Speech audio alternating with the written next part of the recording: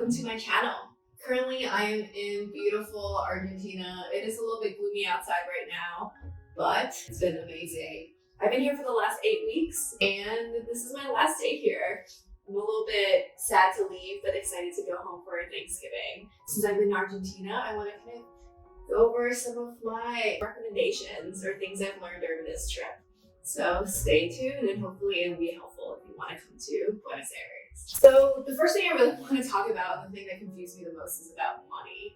So before I came to Argentina, I heard about an unofficial exchange rate that is basically double the amount that is the official exchange rate that you'll get if you use your credit card or go to the bank.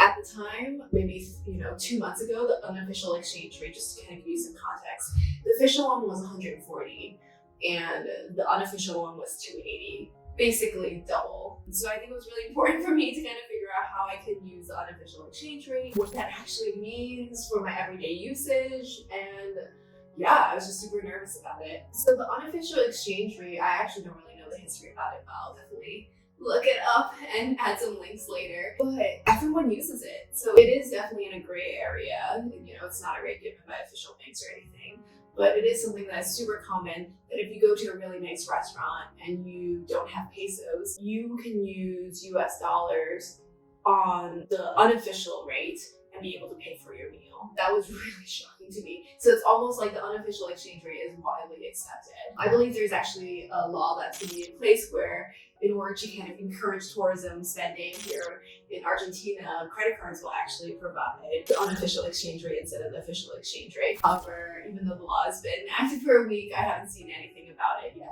and I tried it and it did not work out for me. So that was interesting. Anyway, instead of going to a rant, I think what I've learned is that if you are American like me and have your accounts in America, well, there's basically 3 ways for you to use unofficial exchange rate. My favorite is transferring money directly to Western Union.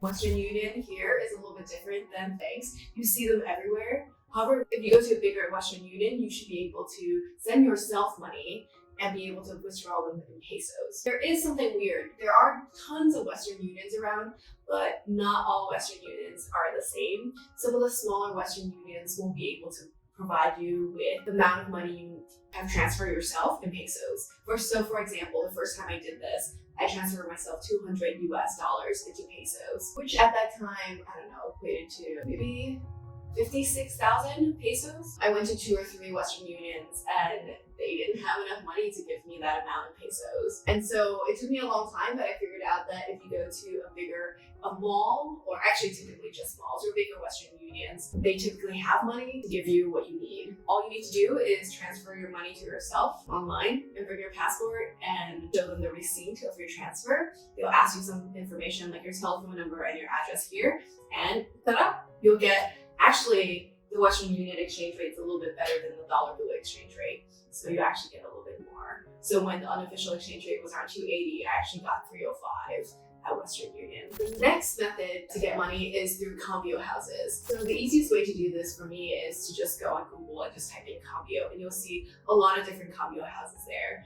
And what you do is that you typically just walk into one of these locations when they're open and you ask what their rate is. And the rate typically fluctuates for me 5 to 10 pesos, and it's typically lower than Western Union. And so when I was getting around 305 at Western Union and I knew dollar blue was around 280, I was getting around 270, 275 at these cambio houses. It is convenient. So if you do have cash with you and you don't want to wire yourself money or something like that, right? You can walk into these cambio houses with your $100 bills, and then you can exchange for pesos directly there. The third way is to go to Calle, Florida. I'm not really sure that's how you pronounce it, but I'll put the name somewhere there.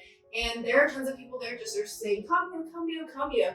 And what we've done was we just walked around, asked for everyone's rates, and kind of negotiated. They gave us all sorts of rates there, but generally when it's around dollar blue for me, like 5 to 10, from the official dollar blue rate, I would just take it. The cool thing about going to Calle, Florida is that it's available all day, all weekdays and weekends, and cambio houses and Western Unions are closed on Sunday. And so if you really need money on Sunday, going to Calle, Florida could be a good option for you.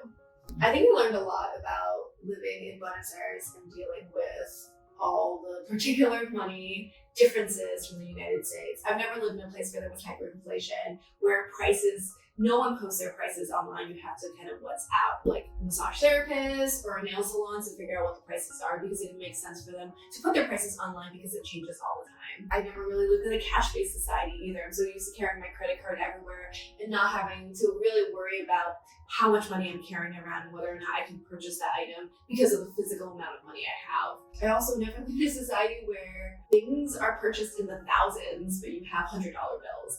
And so the idea of like walking around with just wads of cash was just a very different experience. Most things are in thousands here.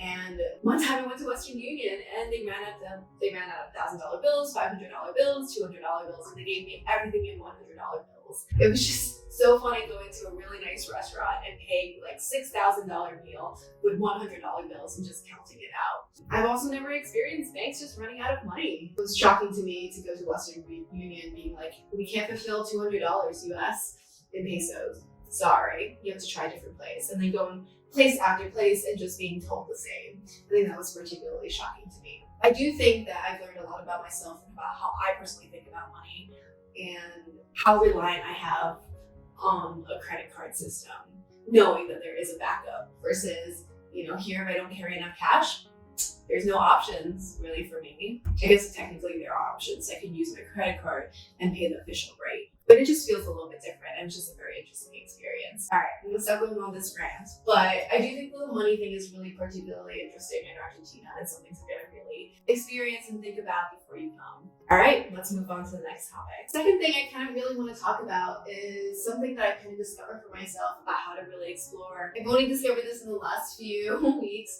so I didn't really get to implement it fully, but I wish I had, which is Buenos Aires is really kind of separated into different barrios, and they have really different kind of feels to them. And what I wish I'd kind of figured out earlier is just really designating one day to explore one barrio and really kind of understand it. And so just identify all the different barrios or neighborhoods in Argentina and just choose one. Today, I'm really going to explore La Boca.